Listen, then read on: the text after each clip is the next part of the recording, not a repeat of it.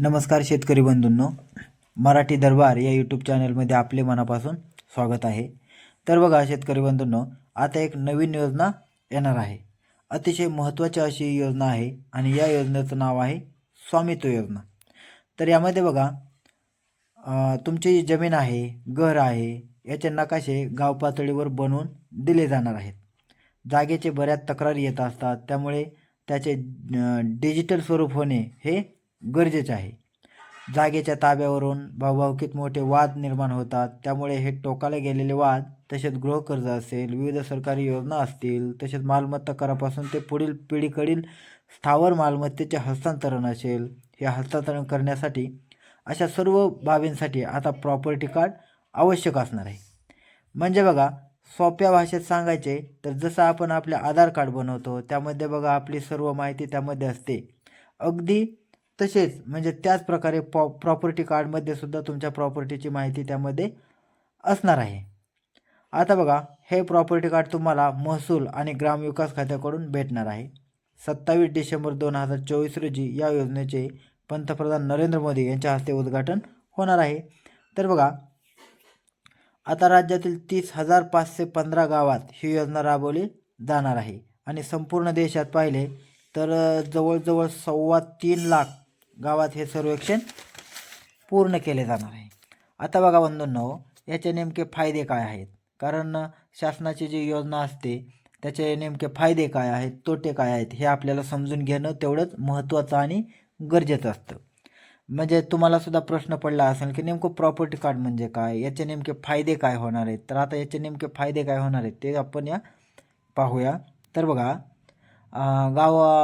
गावठाणातील ज्या जमिनी आहेत, जागा आहेत, त्यांचे जे मालकी हक्कावरून वाद निर्माण होतात, तर तेच या डिजिटल पद्धतीने मोजल्यामुळे त्याचे जे वाद होतात त्या वादाचे सुद्धा प्रमाण कमी होणार आहे।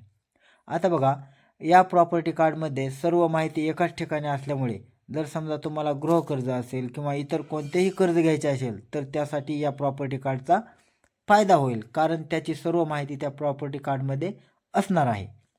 महिलांना सुद्धा याचा फायदा होणार आहे, कारण प्रॉपर्टी कार्ड मिळाल्यामुळे त्यांना त्यांचा कायदेशीर हक्क मिळण्यास मदत होणार आहे।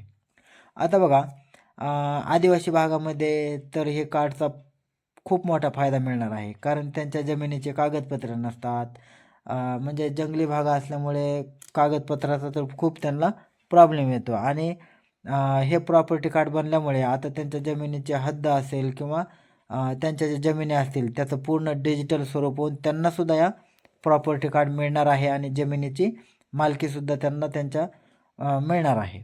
तर बघा ज्यावेळी हे सर्वेक्षण केले जाणार आहे त्यावेळी त्या संबंधित जमिनीचा मालक तिथं हजर असणं गरजेचं आहे, तसंच पोलीस अधिकारी असतील त्यांनीसुद्धा हजर राहणं गरजेचं आहे, तसेच मालमत्तेचा शेजारी म्हणजे ज्या मालमत्तेवरून दोघांचे वाद असतात ते दोन्हीही शेजारी पाहिजे, ग्रामसेवक जो गावाचा ग्रामविकास अधिकारी असतो ते ग्रामसेवकसुद्धा या ठिकाणी हजर पाहिजे। तर या सर्व लोकांची या ठिकाणी हजर असणे गरजेचे आहे आणि त्यांच्या समक्ष ती संबंधित जागेची मोजणी करणे गरजेचे आहे। तर ही मोजणी झाल्यानंतर जी काही कागदपत्रे असतील त्याची तपासणी करून त्या शेतकऱ्याला प्रॉपर्टी कार्ड दिले जाणार आहे। तर बघा ही योजना जिल्हास्तरीय आहे। अगदीच जर समजा जर काही वाद असतील, जर काही त्याच्यावरून काही वादविवाद निर्माण झाले तर कलेक्टर असतील किंवा प्रांत असतील यांना त्याचे सोडवणुकीचे पूर्ण अधिकार दिलेले आहेत।